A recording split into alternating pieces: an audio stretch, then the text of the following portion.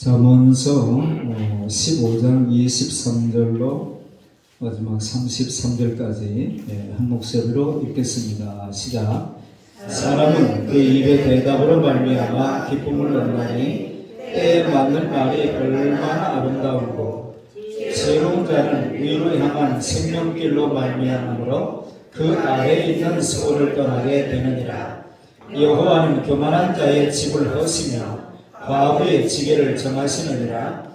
악한 꾀는 여호와께서 미워하시나 선한 말은 정결하니라. 이익을 탐하는 자는 자기 집을 해롭게 하나 뇌물을 싫어하는 자는 살게 되느니라.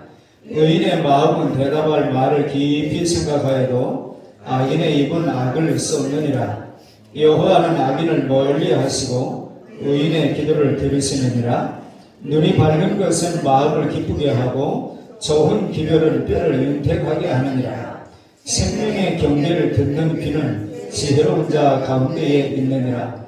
훈계받기를 싫어하는 자는 자기의 영혼을 경히 여김이라. 경책을 달게 받는 자는 지식을 얻느니라. 여호와를 경외하는 것은 지혜의 훈계라. 겸손은 존귀의 길잡이니라. 아멘. 이 말씀은 하나님의 말씀입니다. 생명의 경계를 듣는 귀. 성경에 보면은 듣는 것에 대해서 상당히 많은 의미를 부여해요. 특별히 요한계시록 같은 경우에 보면은 성령의 교회들에게 하시는 말씀을 귀 있는 자는 들으라. 씨 뿌리는 비유에서도 보니까 좋은 땅, 옥토는 어떤 마음 상태를 얘기하느냐 하면 착하고 좋은 마음으로 말씀을 듣고 듣는 게 중요하다는 거예요. 우리의 믿음도 들으면서 난다고 그러지?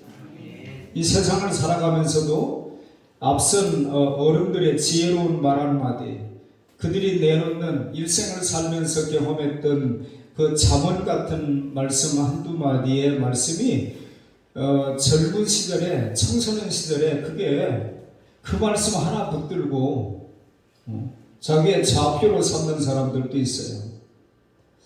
여러분 혹시 음식점에서 저는 본 것 같은데 돈을 잃은 것은 조금 잃은 것이다. 명예를 잃는 것은 조금 많이 잃은 것이다. 그런데 건강을 잃어버린 것은 다 잃어버린 것이다. 들어는 봤죠? 근데 그게 어느 나라 속담인지는 아세요? 독일 사람들의 얘기라고 해요. 그만큼 건강이 중요하다는 얘기 아니겠어요? 명예 잃고 다시 또 애써 모은 돈, 사실 건강 잃어버리면 애써 모은 재산이 무슨 소용이 있으며 또 애써서 어느 지위에 올라간들 건강 잃어버리면 뭐 하겠냐고요. 제가 신학교 다닐 때 하영주 목사님이 설교 세미나를 한다고 그래가지고 설교자들, 목회자들이 관심이 있으니까 목회의 꽃은 설교라고 그러는데, 그래서 많은 사람들이 신청을 하고 갔는데 이분이 몸이 아프니까 강의를 못하고 이 교탁을 의지해가지고 이렇게 기대고 몇 마디 하다가 여러분 하체에 힘을 키우세요. 그러고선 더 이상 못하겠다고 끝낸 적이 있어요. 서 있지를 못하니까. 그래서 그분은 상당 부분을 앉아서 설교를 했어요. 사실 우리나라 같은 경우는 거의 대부분 무슨 강연을 하든지 뭘 하든지 보통 서서 하지 앉아서 하는 경우들이 많지 않거든요. 근데 이분이 건강을 잃어버리니까 그 많은 지식이 무슨 소용이 있나고요. 당신이 축적해 해놨던 그 많은 것들 후진들에게, 후배들에게 해주고 싶은 말이 얼마나 많겠어요. 그런데 하체의 힘을 키우라고 하고 그날 세미나를 끝냈어요.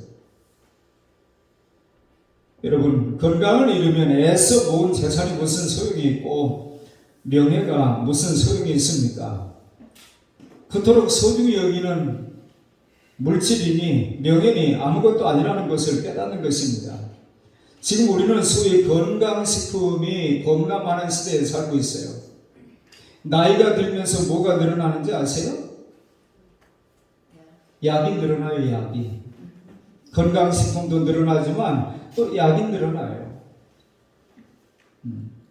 옛날에는 자신만만했던 것이 어느 순간에 무엇이 어디에 좋다 그러면은 그걸 그냥 지나칠 수가 없는 거예요. 그래서 점점 늘어나는 것은 약이에요.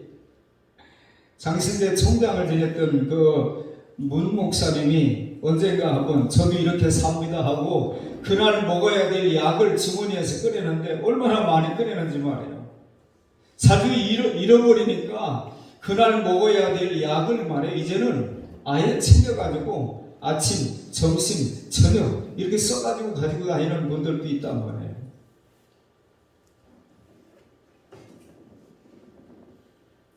얼마나 좋다고 하는 것이 많은지 정말 말대로 다 된다고 한다면 죽을 사람 아무도 없을 것만 같습니다. 참으로 건강하고자 하는 욕망에 이끌려서 살아가는 것이 우리의 현실이 아닌가 하는 생각이 들 정도로 건강식품이 범람합니다.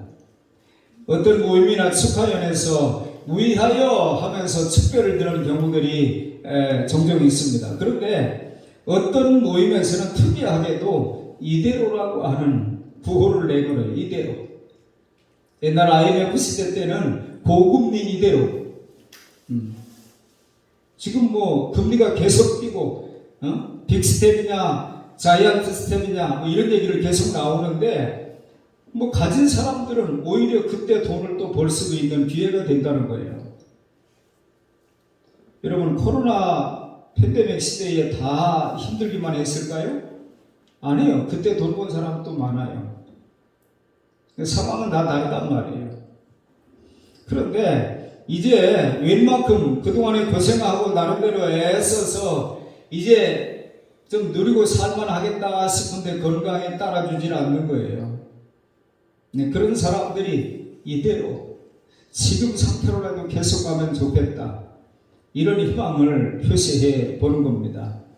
의학은 날마다 놀랍게 발전하고 있는데 문제는 의학이 발달하는 것보다 병이 더 먼저 빠른 속도로 발달하고 있기 때문에 감당이 안 되는 겁니다. 모두가 건강하고자 하는 욕망에 살아가고 있지만은 사실 깊이 생각해 보면은 스스로가 건강을 해치는 일들을 얼마나 하면서 사는지 모릅니다. 기본적으로 하나님께서 성경에 보면은 먹지 말라고 했던 것들이 있어요. 비늘이 없는 걸 먹지 말라. 예를 들면 장어 같은 거 뭐 이런 거는 비늘이 없잖아요. 미꾸라지 이런 거 없잖아요. 근데 사람들은 그게 스테미나식이라고 생각을 하고 그걸 많이 먹어요. 미끌미끌해서 잘 잡지도 못하게 했는데 사람은 장갑 끼고 잡아요. 인간이 하나님을 이겨 먹어요. 심지어 지렁이 외국에 가서까지 뱀탕을 먹고 오는 사람들이 있으니까 그걸 또 우리나라가 수입까지 한다고 하는 얘기도 들렸잖아요. 좋다고 하면은 뭐 못하는 짓이 없습니다. 어느 학자가 동물 수명 산출 가설을 내놓았는데 동물들을 유심히 관찰해 보니까 자기 생명의 성장기에 6배를 살더라는 거예요. 여성들은 24살이 피크고 남성은 26세가 성장의 피크라고 그러는데 그렇다고 한다면 25세의 6배 정도로 생각하면 우리가 120년 이상은 살아야 되는 사람이라는 거예요.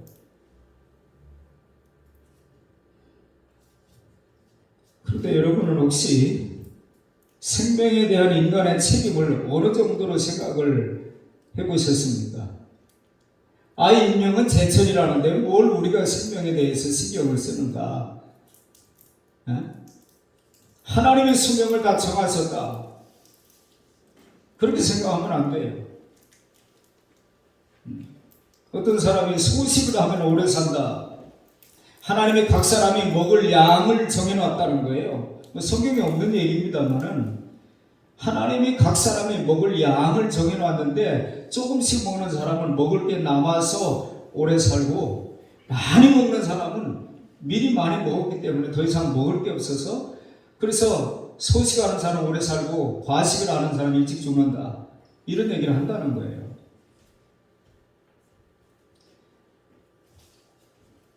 인명은 제천이라고만 밀어붙이지 말 것입니다.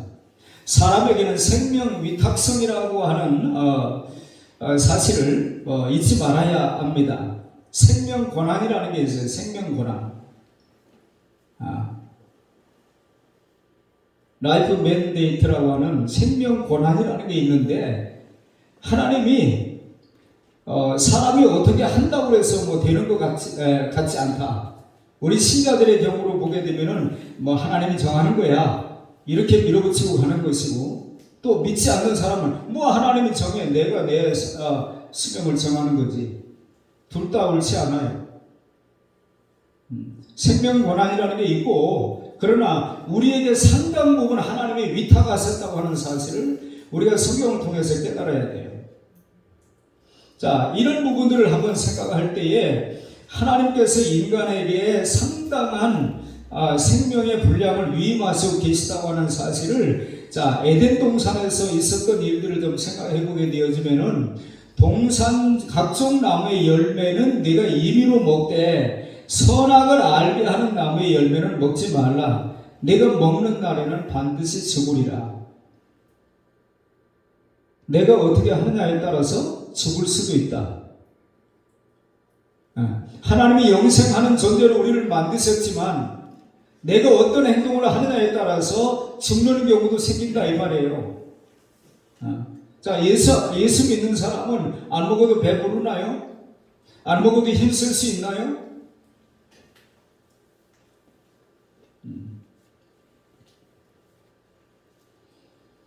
이 말씀을 복잡하게 해석할 필요가 없습니다. 내 생명 내가 책임져라. 한마디로 얘기하면 그거예요. 저것을 먹지 않으면 살고 먹으면 죽을 것이니 내가 선택해라. 그런 얘기라는 말이죠. 생명의 위임입니다. 성경의 여러 곳에 이 같은 맥락의 말씀들이 있습니다. 어찌하여 죽으려고 하느냐? 이사야서 1장에 보면은 어찌하여 매를 더 맞으려고 매를 버느냐? 이런 뜻의 말씀도 있어요. 우리가 어떤 행동을 하느냐에 따라서 매를 맞기도 하고 상을 받기도 하고 뭐 여러 가지 이런 결정들이 있다 이 말이에요. 그렇지 않으면 성경에 이 수많은 말씀들을 하실 이유가 없는 거죠. 하지 말라, 이렇게 해라, 그런 말씀 할 필요가 없잖아요. 그냥 하나님이 만들어 놓은 대로 운명대로 사는 거죠. 왜 생명의 길을 버리고 사망의 길로 가려고 하느냐? 생명의 길로 돌아오라. 이것이 성경 전체에 흐르고 있는 주제라고 봐도 틀림이 없어요.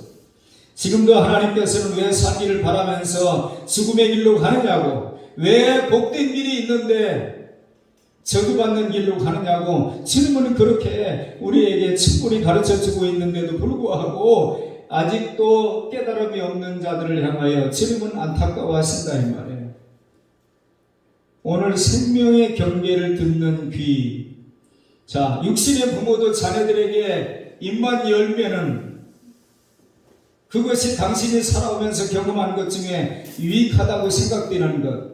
자녀에게 그것이 유익이 된다고 생각하면은 싫어하거든 하거나 좋아하거나 그 상관없이 유익하다고 하면 하는 게 부모예요. 신명기서 11장 26절에도 내가 오늘 복과 저주를 너희 앞에 두나니, 복과 저주를 우리 앞에 하나님이 두셨는데 살기 위하여, 너와 네 자손이 살기 위하여 생명을 택하고 복을 택하고, 지금은 계속 우리에게 그런 요청을 하시는 겁니다. 복과 저주 두 길을 너희에게 준다. 복도 저주도 내 손에 있다. 내가 선택하는 것이다 하고 그 선택권을 우리에게 위임하시고 계십니다. 여러분, 살기를 바라면서 꼭 죽을 짓만 하고 행복을 바라면서 꼭 불행한 짓을 골라서 하는 사람들이 들어있어요. 이런 사람을 어떻게 우리가 평가해야 됩니까? 주님께서 이 땅에 오셔서 역사하실 때에 맨 처음 하신 일이 뭐냐면은 약한 자들을 고치시는 거예요. 병든 자를 고치고, 뭔가 삶에 희망이 없는 사람들에게 그들에게 희망을 주는, 병 때문에 죽어가는 사람도 있고, 병 때문에 고생하는 사람도 있고, 생활 때문에 힘들어하는 사람도 있고, 다양한 사람들이 있는데 고치시고 살리시고, 이런 일들이 우리 주님이 하셨던 일들이에요.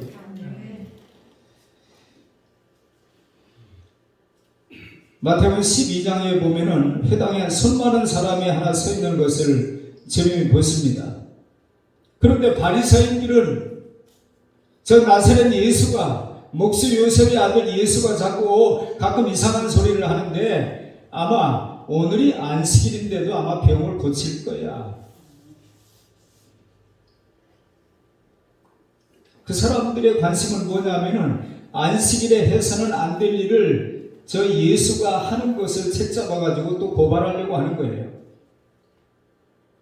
그런 눈초리로 쳐다보는 것을 주님이 아시면서도 주님은 그 한편 손 마른 사람들의 그 고통을 외면하지 아니하시고 그 손 마른 것을 고쳐주십니다.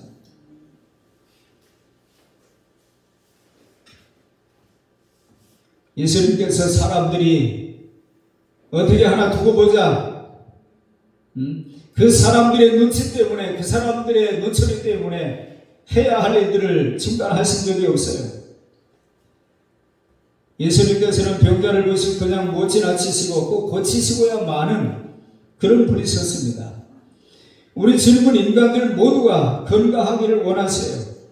예수님께서 하신 말씀을 우리가 자세히 살펴보게 되어지면은 구원의 건강과 온전한 인격, 하나님의 자녀됨을 직접 지칭하고 있을 때가 많습니다. 그렇게 본다고 한다면 구원이라고 하는 것은 온전함을 뜻하는 것이 될 것입니다. 일반 상식으로 얘기할 때에 건강하려고 그러면 몇 가지 기본적으로 갖춰야 되는 것들이 있어요. 맑은 공기 좋은 곳 사람들이 우리가 찾잖아요. 그리고 좋은 물, 또 햇빛. 나이가 60이 넘어가면은 햇빛을 쬐다고 해가지고 비타민 D가 안 생긴대요. 60 전까지만 생기고 60이 넘으면은 비타민 D를 사 드셔야 돼요. 60 전에는 그냥 햇빛 쐬면 공짜로 생기고 60이 넘으면 안 생긴대요. 그러니까 맑은 공기, 좋은 물, 햇빛, 또 뭐가 있을까요? 운동도 해야 되겠지요. 좋은 음식물 취해야 되겠지요. 또 적절한 휴식이 필요하지요. 또 뭐가 있을까요?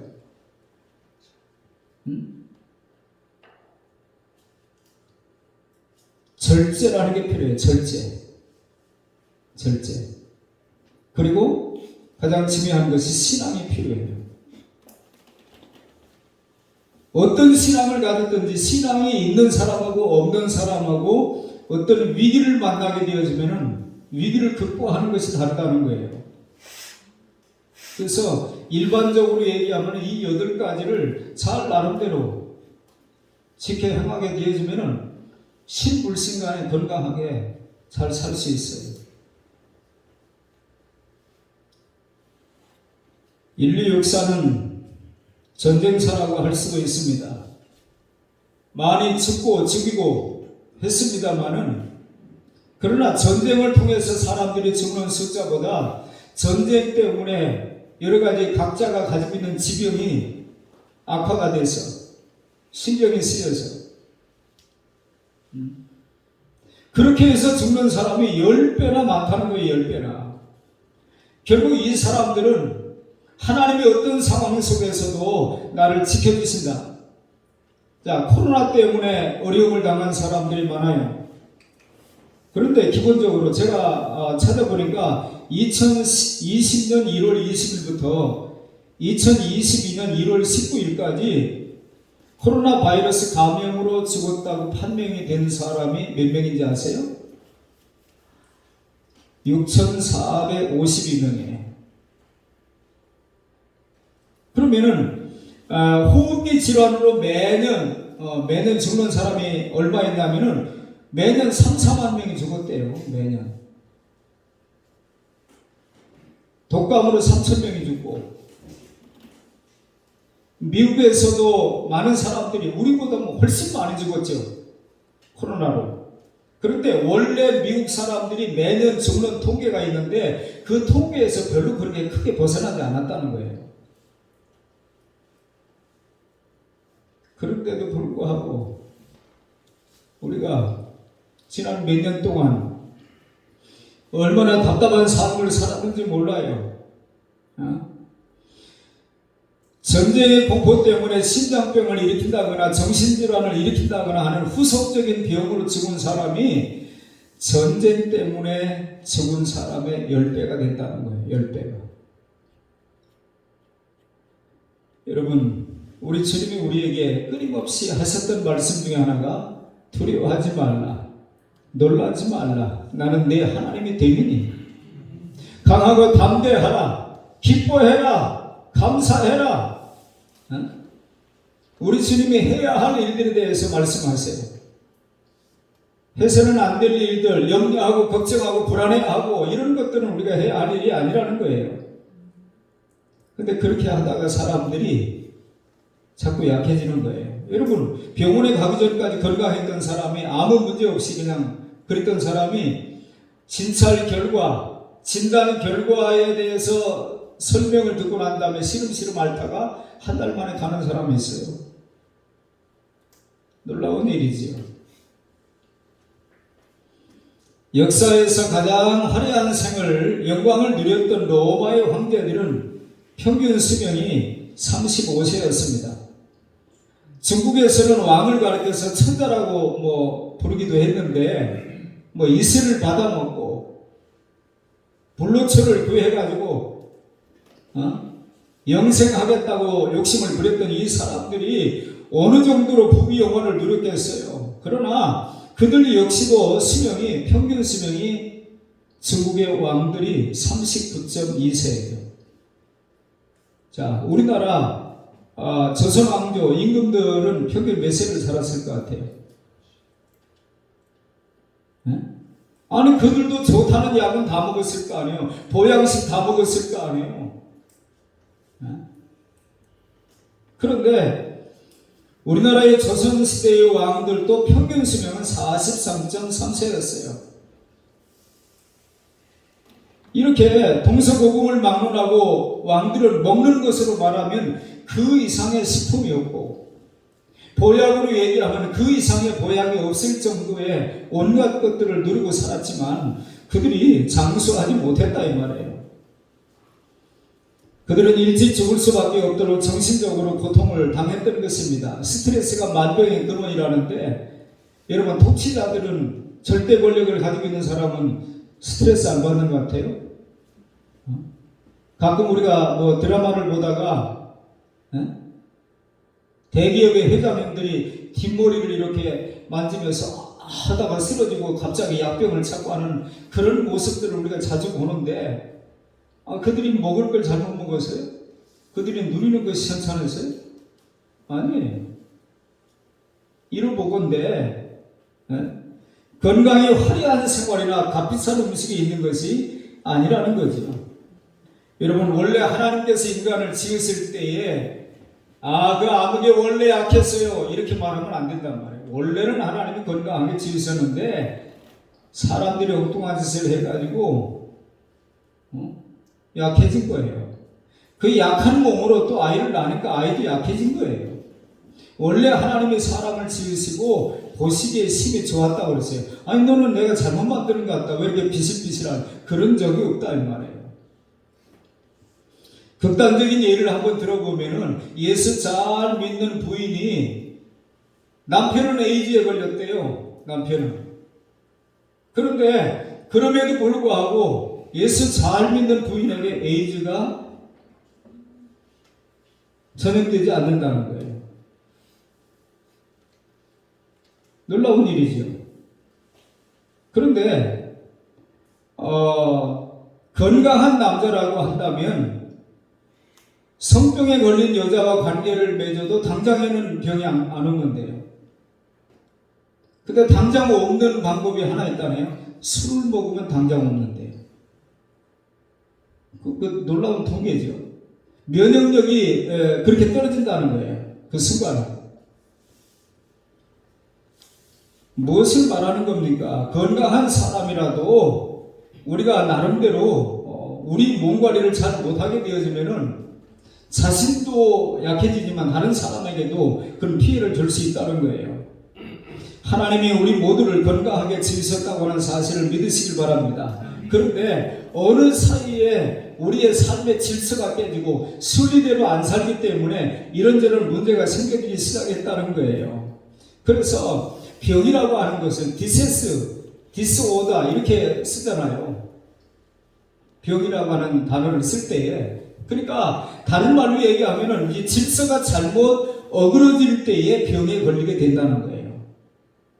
자, 우리의 생활도 일정한 생활을 하면은 사람의 몸이 그래도 건강 상태를 쭉 유지하는데, 예를 들어서 10시에 잤다가 1시에 잤다, 3시에 일어났다, 6시에 일어났다, 막 들쑥날쑥 하게 되어지면 우리 균형이 깨지는 거예요. 그러면 질병이 온다는 거예요.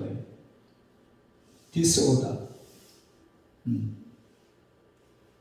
그러니까 우리 신자들이 일정한 생활을 하는 거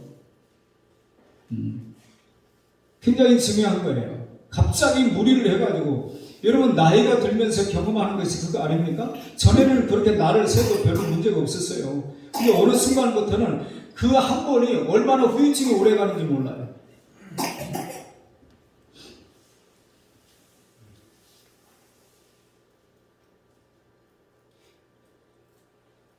마음의 평온과 정신적인 평온을 유지하지 못함으로 그때에 이미 무너진 겁니다. 결국은 건강한 정신이 있고야 건강한 육체가 있다는 거예요. 그런데 건강한 정신은 건강한 영혼에서 비롯된다고 하는 사실을 기억해야 됩니다. 건강한 영혼은 또 하나님과의 관계가 바로 설정이 되어져야만 가능하다고 하는 사실을 기억해야 됩니다. 시편 기자가 말하듯이 하나님께 가까이 함이 내게 복이라. 하나님과의 관계가 깨지면은, 그분과의 관계가 멀어지게 되어지면 결국에 영혼의 건강은 없다 이 말이에요. 그러므로 하나님의 사랑과 그 은혜에 감사하고 기뻐하고 즐거워하고 감격해야 할 때에 그 은혜를 사모하고 사모하는 자들에게 주시는 그 은혜를 받아 누리면서 기뻐하고 즐거워하는 삶이 우리의 영육간의 강건함을 가능하게 한다고 하는 사실을 믿으시길 바랍니다. 오늘 본문에 뼈에 대한 말씀이 있어요. 뼈 하면은 대체적으로 우리가 생각하는 것은 우리 몸에 기둥처럼 받치고 있는 것 정도 이렇게 생각을 하는데 그렇지 않다는 거예요. 뼈가 약한 사람, 척추가 약한 사람들은 생활에 불편함이 있다 이 정도가 아니고, 척추가 맑은 피를 생산한다는 거예요. 척추 속에 온 신경이 들어있어서 각종 호르몬과 분비물을 척추가 내놓는다는 거예요. 그러니까 척추가 힘의 근원이 된다.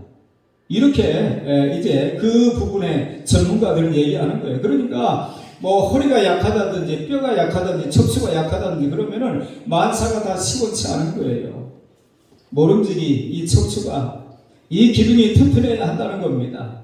여러분 잠언서를 기록한 때가 얼마나 오래됐어요? 수천 년이 지났습니다만은 이것을 성경은 말하는 거예요. 잠언서 17장 22절에 보니까 마음의 즐거움은 양약이라도 심령의 근심은 뼈로 마르게 하느니라. 잠언서 14장 30절에도 마음의 화평은 육신의 생명이나 시기는 뼈의 썩음이니라. 모름지기 시기와 질투를 조심해야 할 것입니다. 마음에 즐거움이 있어야 합니다. 무슨 일을 하든지 즐거움으로 해야 된다 이 말이에요. 심지어 우리가 하나님께 드리는 연보도 구약성경에 보니까 즐거이 드리는 자들 것을 받으라고 해요. 억지로 이게 아니고 모르겠어요. 이제 우리 점심 식사도 이제 돌아가면서 이제 해야 하기로 이제 했는데 아예 안 해도 됐었는데 하는 것 때문에 이렇게 불편하고 그러면 안 돼요. 이왕 하는 거 즐거이 하십시오. 즐거이 하는 게 좋대요. 우리 몸에도 좋고 그렇게 만든 음식을 먹는 사람도 좋고 그런 거예요. 무슨 일을 하든지 즐겁게 이왕 하는 일이라면 잊지 마십시오. 도덕성을 잃어버리는 웃음은 웃음이 아닙니다. 장사 속으로 웃는 웃음이 있어요. 기생들이 그 남자의 주머니에 있는 돈을 알겨 먹으려고 웃는 웃음은 진정한 웃음이 아니에요. 영혼의 그 깊은 곳에서부터 활짝 피어나는 하나님을 찬양하고 하나님을 기뻐하는 큰 웃음이 우리에게 필요한 것입니다. 주님은 우리에게 항상 기뻐하라고 말씀하십니다. 남에게 고통을 주고 나만 다른 사람의 불행이 나의 행복으로 여겨지는 것, 그 생활을 계속하다 보면 저는 연예인들이 어느 순간에 요절을 했다고 하는 소리를 듣게 되어지면은 그런 생각이 들어요.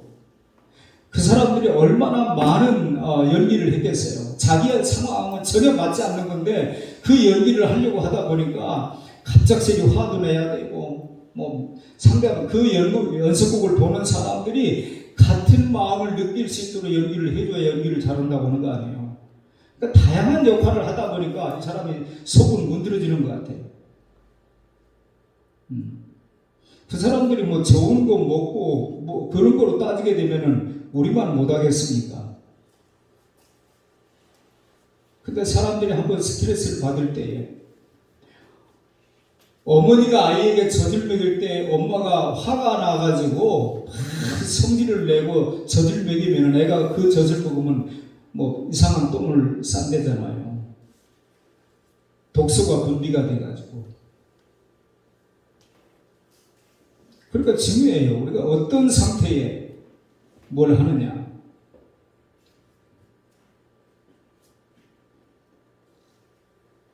(30절에) 보니까 눈이 밝은 것은 마음을 기쁘게 하고 좋은 기별은 뼈를 윤택하게 하느니라.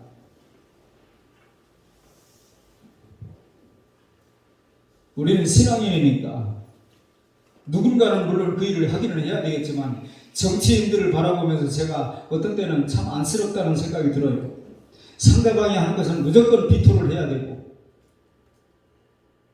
어떻게 하든지 잘 자근자근 씹어줘야만 그래도 꽤 똑똑한 사람이 돼버리고 참 불행하다.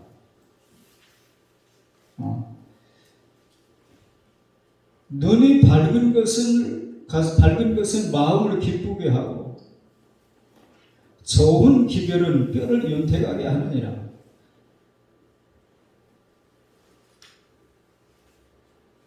불을 켜고 상대방의 약점을 잡아내려고 쳐다보는 사람들, 똑같은 사안을 놓고 회의를 하게 되면 두 진영이 그렇게 극렬하게 진영이 달라지는 모습들을 보면서 저 사람들을 바꾸려고 그러면 여당은 야당으로 가야 되고 야당은 여당으로 와야 돼요. 그러기 전에는 안 바뀌어요. 소속이 바뀌지 않는 한은 안 바뀔 거예요. 눈이 밝은 것이란 좋은 소식을 가지고 오는 반가운 사람을 만날 때에 우리는 눈이 반짝 뜨이지 않습니까? 이것이 눈이 밝아지는 거예요. 바로 그런 것이 마음을 즐겁게 하고 뼈를 윤택하게 한다. 넉넉하게 한다. 그런 뜻이죠. 마틴 루터는 병에 대한 가장 좋은 처방을 요한복음 3장 16절 속에 있다. 그분은 그렇게 말을 했다고 그래요. 하나님이 세상을 이처럼 사랑하사 독생자를 주셨으니 이는 저를 믿는 자마다 멸망치 않고 영생을 얻게 하려 하심이니라. 그 속에 온갖 좋은 소식이 다 들어있기 때문에 그것을 정말로 받아들이는 사람은 웬만한 병을 이겨낼 수도 있다. 마틴 루터는 그런 말을 했다는 거예요. 기쁨의 소식, 승리의 소식, 용서의 소식, 화해의 소식, 사죄의 소식, 하나님의 자녀라고 하는 이것이 최고의 양약이라는 거예요. 이것이 아니고는 살아남을 수가 없다. 건강할 수가 없다. 그런데 여기에 문제가 있는 거예요. 자, 오늘 제가 여러분과 함께 나누고 싶은 얘기, 함께 생각하고자 하는 얘기는 제목 속에 다 있어요. 생명의 경계를 듣는 귀. 옛날에 우리 어르신들은 좋지 못한 소리를 들었을 때 어떻게 했냐면 귀를 이렇게 털었어요. 에이, 못 들을 소리 들었네.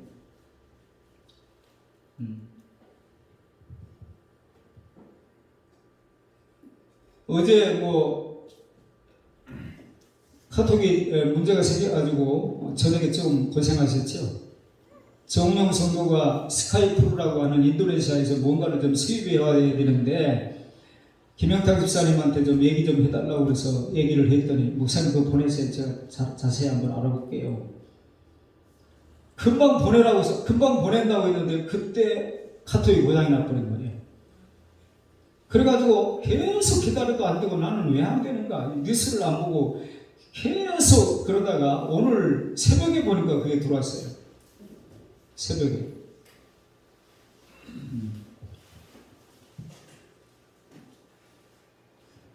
생명의 경계를 듣는 귀.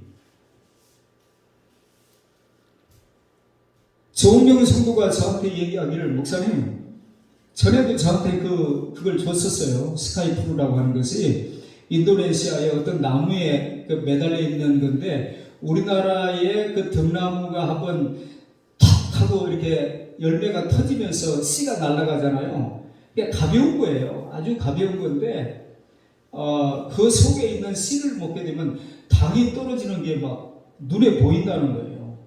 그보다 더 좋은 당뇨약은 없다는 거예요. 그걸 좀 수입하면 좀 벌이가 좀 되겠다고 그거 좀 알아봐 달라고 그래서 제가 어제 이제 통화를 하고 그거 좀 알아보라고. 그래서 간단한 내용을 좀 저한테 주시면 제가 찾아가지고 한번 해보겠습니다. 여러분 우리가 어떤 사람에게 듣는 어떤 새로운 정보도 그것이 그 사람을 일으키는 경우도 있고 그것 때문에 이제 난 망했다 하는 사람도 있고 어떤 소리를 듣느냐에 따라서 우리의 반응은 그렇게 달라져요. 자, 우리가 예수 이름으로 모일 때마다 나누는 말씀은 생명의 말씀이죠. 하나님의 말씀이 생명의 말씀이잖아요. 근데 생명의 말씀을 그렇게 무수히 나누는데도 불구하고 우리의 삶이 바뀌지 않는 이유는 어디에 있을까요?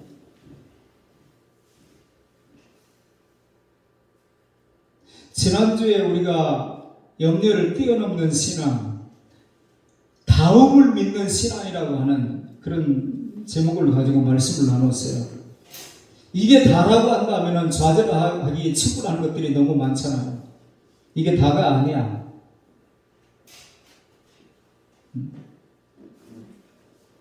다음을 기대하는 사람이 오늘의 현실에 굴하지 않지요. 우리가 하나님의 약속의 말씀을 먼저 할 일을 하면은 하나님이 다음에 이런 일들을 주시겠다고 하는 약속을 정말로 받아들인다고 한다면 우리의 삶이 곤고할 이유가 없다 이 말이에요. 오늘날에도 무수한 복음이 전해지고 있습니다. 우리가 사모하기만 한다면 일주일 내내 다이알만 제대로 마치게 되어지면 끊임없는 방송을 통해서 방송 설교를 들을 수 있고 간증도 들을 수 있고 찬양도 들을 수 있고 얼마든지 할 수 있어요. 얼마든지. 그러나 그 복음을 믿지 아니하면은 나와는 아무런 상관도 없는 거예요. 무수한 말씀을 들어도 나하고는 상관이 없는 거예요. 뼈를 아주 윤택하게 할 수 있는 아주 귀한 말씀이 내게 전해지고 있어도 내 것으로 받아들이지 아니하면 아무 소용이 없다 이 말이에요.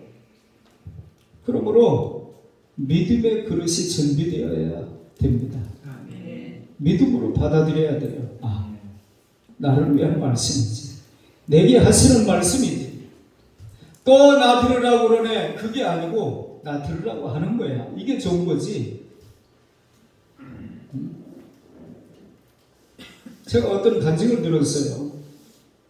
요즘에는 뭐 이 코로나 때문에 부흥회가 거의 없습니다만은 어떤 교회에서 부흥회를 하는데 한 집사님이 그랬다는 거예요. 목사님, 감사합니다. 이번 부흥회는 나를 위한 부흥회 같아요. 제가 부흥회 끝나면 간증을 할 것입니다.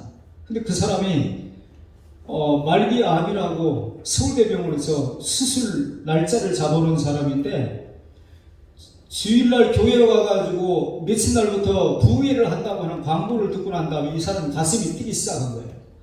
아, 이번 부흥회는 나를 위한 부흥회다. 그래가지고 예배 끝나고 나가면서 목사님하고 인사하면서 목사님, 이번 부흥회는 저를 위한 부흥회일 겁니다. 제가 부흥회 끝나면은 제가 간증할 것입니다. 그러고 나갔어요, 이 사람이.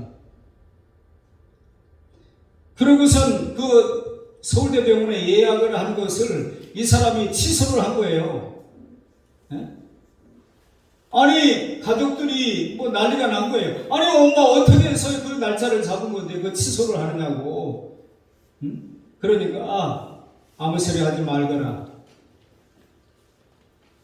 요즘에는 자식들이 부모 이겨먹지만 옛날에 부모들은 그래도 세가지고 말해요. 잔소리 하지 마라. 이러고 가는 분들이 꽤 있었거든요.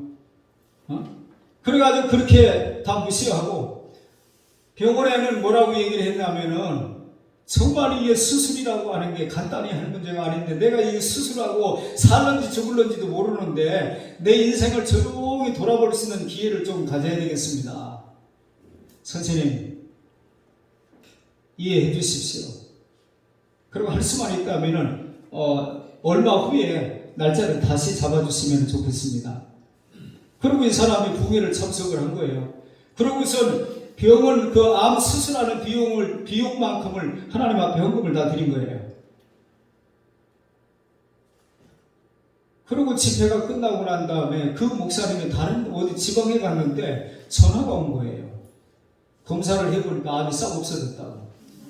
아니, 어떤 사람은 다 죽어갈 사람이 자기 것으로 받고 낫는 사람도 있고 아무런 문제도 없다고 하는 사람이 무슨 말 한마디 듣고 시름시름 앓다가 가는 사람도 있고 그런 거예요. 내가 받아들이지 않고 믿지 않는다면 그것이 무슨 상관이 있느냐 말이에요. 듣는 귀가 받아들이는 믿음이 있어야 한다는 얘기입니다. 그럴 때에 비로소 생명의 역사가 이루어지는 거예요. 여러분, 건강은 음식으로 되지 않습니다. 환경으로 다 되지 않습니다. 결국에는 더 중요한 부분이 있다 이 말이에요. 더 중요한 부분이. 건강한 정신으로 지켜지고 건강한 마음은 건강한 영혼에서 오고 건강한 영혼은 하나님과 주의 종과의 바른 관계에서 온다고 하는 사실을 기억하시길 바랍니다.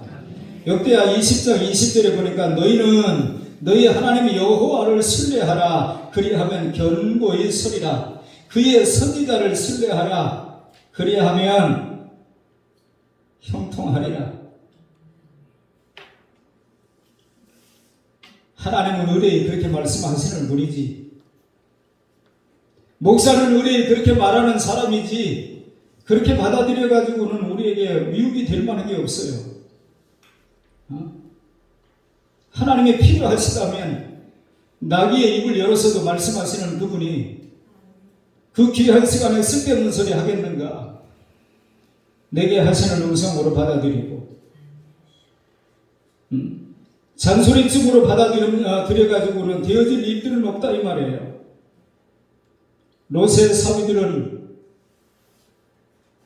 자기 장인이 얘기하는데 농담으로 여겼대요. 창세기 19장에 보니까 아브라함 때문에 하나님이 롯을 돌아보시고 또 롯 때문에 롯의 사위들이 살 수 있는 길이 열린 거잖아요.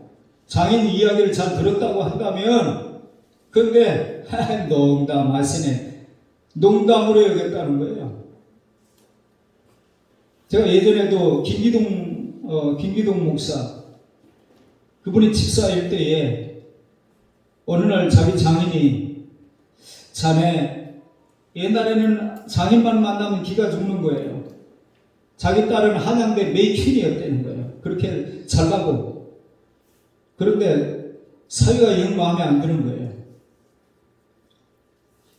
그러면 기회만 되면 자네 얼마 받나? 그 물어볼 때마다 기가 죽는 거예요. 그런데 이 김기동 집사가 자기 부인 때문에 예수 믿게 됐잖아요.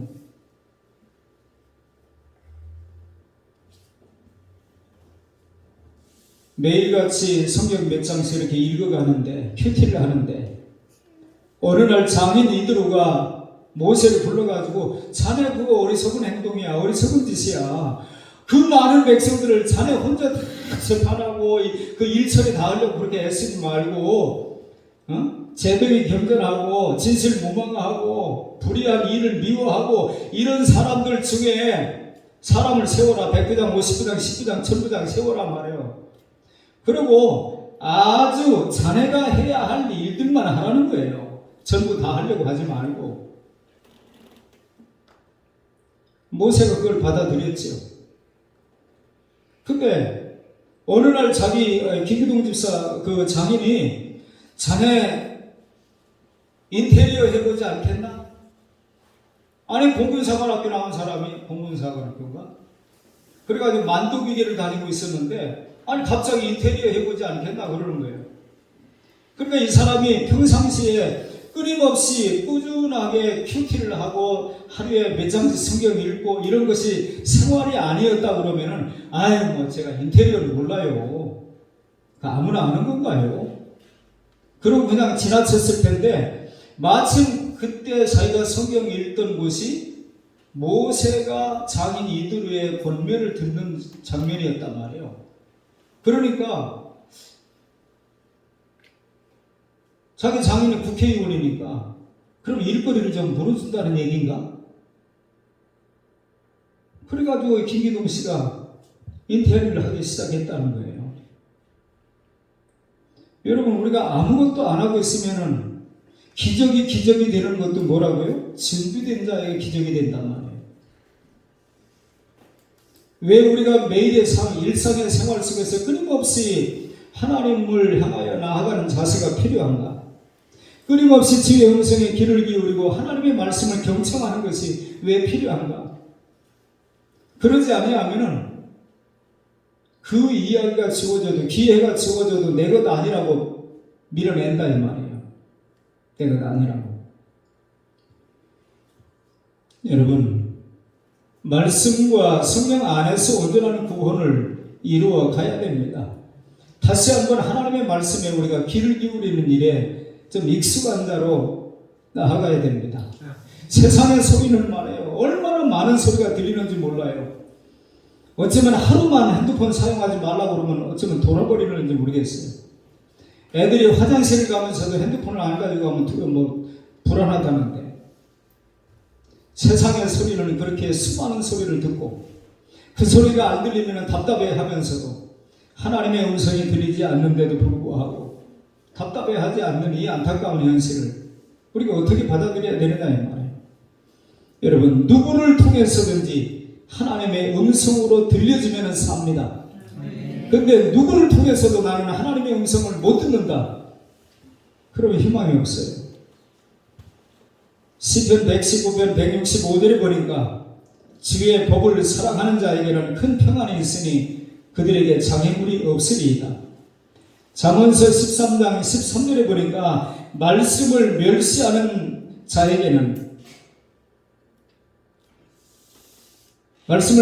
자는 자기에게 패망을 이루고 계명을 두려워하는 자는 상을 받느니라. 잠언서 6장 23절에 훈계에 책망한 것 생명의 길이라. 하나님의 말씀이 생명의 말씀이에요. 그 말씀을 들어야 우리는 삽니다. 하나님이 다 정하셨다고요. 제가 앞서서 말씀드렸죠. 인명은 제천이라고. 영생을 주식으로 작정된 자는 다 믿더라. 그것을 장로교인들이 잘못 오해를 해가지고 하나님이 정했다 그러면 작정했다면 믿을 것이고 작정 안 했다면 믿어도 소용없다. 이렇게 생각하는 사람들이 있다. 그리고 어느 순간에 사도 바울은 이미 얻었다 함도 아니고 이루었다 함도 아니라고 표대를 향하여 끊임없이 달려간다고. 제가 안식교회에서 그런 교리가 있다는 거예요. 조사심판설이라고 하는 게. 이 성경을 보니까 어떤 안식교에서 저기 박진영이라고 하는 사람이 성경 지식이 꽤 있더라고요.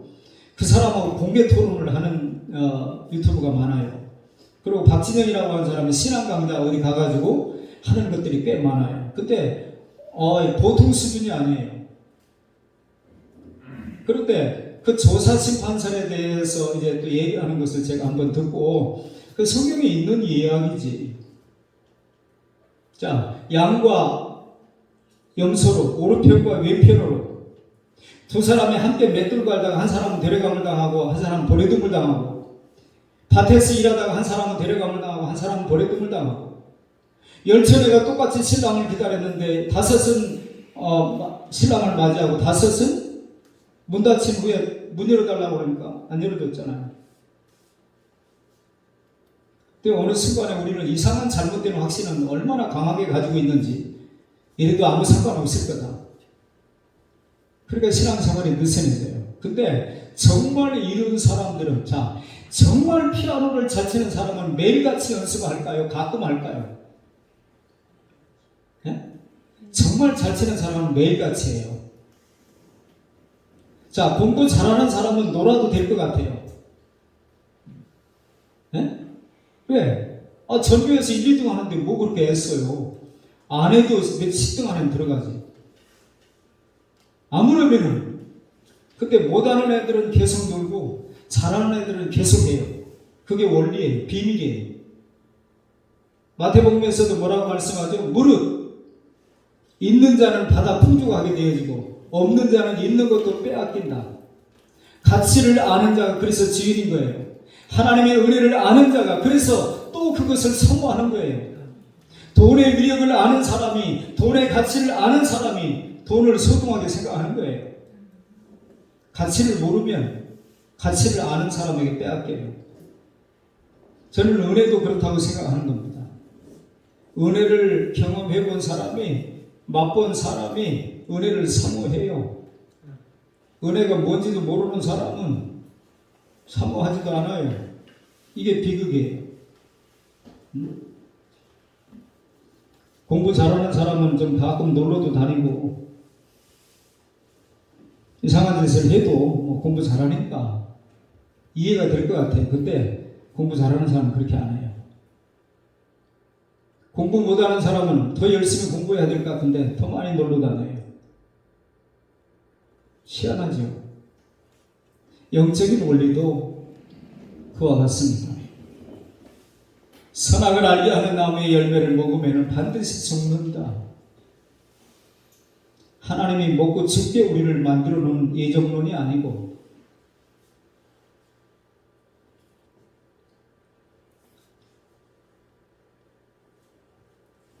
죄를 온전히 성수해라. 끊임없이. 출애굽을 하지 못한 사람들이 있대요. 광고를 잘못 들어가지고. 광고 시간에 딴 생각해가지고 못 들은 거예요, 그날. 어린 양을 잡아가지고 인방에 문설주에 바르라고 하는 걸 못 들어가지고 양을 잡아가지고 그걸 못 발라가지고 죽은 거예요. 그래서 출애굽을 못 했다는 거예요. 허투루 들어야 할 말씀이 없습니다. 저와 여러분이 오늘 다시 한번 세상의 소리는 무수히 들려요. 무수히. 우리가 원치 않아도. 제가 오늘 아침에 주환이한테 아빠 핸드폰에 뭐가 잔뜩 찼다고 자꾸 이거 지우라고 하는 게 오는데 이거 어떻게 하면 되느냐 그랬더니 아빠 신경 쓰지 마세요.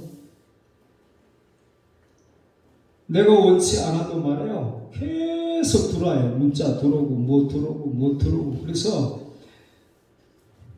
우리가 혼란스럽게 하는 게 많아요. 우리 믿는 신자들이 카톡을 주고받으면 좀 유익한 것을 주고받으면 좋은데 어떤 가수가 노래 하나 부른 것 보고 자기 삶을 얘기하는 것 같아서 너무 은혜를 받았잖아요. 그거를 또 퍼나르려고. 여러분 그렇게 사모할 수 있길 바랍니다. 따라합시다. 주여 제게 생명의 경계를 듣는 길을 주옵소서. 그래야 삽니다. 허튼 말을 들어가지고 사는 길이 아니고 세상의 소리는 가능하면 줄이시고 생명의 경계를 듣는 길을 좁고 세우고 그 음성을 듣고 살아가는 저와 여러분이 되어서 우리의 삶이 우리 주님이 기대하시는 풍성한 삶으로 나아갈 수 있기를 주님의 이름으로 축원합니다. 기도합니다. 하나님 아버지 은혜를 감사합니다. 무수한 복음이 전해지고 있지만 그 복음을 복음으로 받아들이는 사람들이 점점 희귀해져 가고 있는 세상을 저희들이 살고 있습니다. 어쩌면 믿는 사람들조차도 그 복음을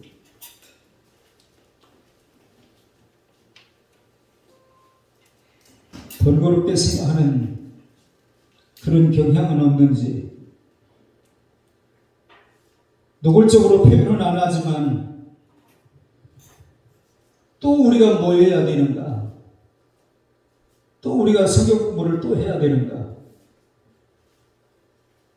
지금까지 보고 듣고 아는 것으로 충분한 것 같은데 또 뭔가를 사모해야 되고 뭔가를 추구해야 된다고 하는 것이 불편하게 느껴지는 경우들도 있습니다. 훈계에 책망하는 것 생명의 길이라고 했는데 세상 소리는 안 들리면 도청이라도 하고 듣기 위하여 더 가까이 길을 들이대면서도 하나님의 음성이 안 들리고 주께서 여전히 말씀하시는 분이라고 하는 사실을 놓치고 사는데도 불편함이 없는 저희들 주여 다시금 주께 간구하기는 생명의 경계를 듣는 길을 주시옵소서. 세상에 떠드는 이야기들은 하나도 빠뜨리지 아니하고 듣고 그걸 가지고 대화의 소재로 삼고 얼마나 나름대로 삶을 즐기는지 모릅니다. 하나님 저희들의 삶 가운데 이제 생명의 경계를 듣는 귀가 더 밝아지게 해주셔서 그 말씀을 듣고 우리의 영혼이 살고 소송이 되어지고 좋은 음식과 좋은 환경 속에 있는 것이 건강하게 내가 원하는 삶을 오래 사는 것이 아니고 건강한 마음은 건강한 영혼에서 온다고 하는 사실을 기억하고 하나님과의 관계를 바로 맺는 일에 더욱더 힘쓰는 그러한 삶을 살아가는 자들이 되게 하여 주시옵소서. 자비하신 주님, 보라 내가 미리 말하였노라. 우리 주님도 그렇게 말씀하셨고 때로는 약속하는 것을 더디 믿는 자들이라고 주님도 책망을 하셨습니다. 들려지는 이야기들이 우연하게 들려지는 것이 아니고 하나님께서 내게 하시는 말씀으로 들려지는 일들이 많게 하셔서 우리의 삶의 내용이 더 풍성해질 수 있도록 은혜 위에 은혜를 더하여 주시옵소서. 롯의 사위들은 장인의 이야기를 농담으로 여겼다가 멸망을 당하고 말았습니다. 하나님, 농담으로 여기는 말이 없게 도와주시고 언제나 나를 생명으로 사랑하시는 주님의 음성으로 들려줘서 나도 살고 남도 살릴 수 있는 인생으로 우리의 남은 때를 살아가는 자들이 다 되게 하여 주시옵소서. 예수님의 이름으로 기도하옵나이다. 아멘.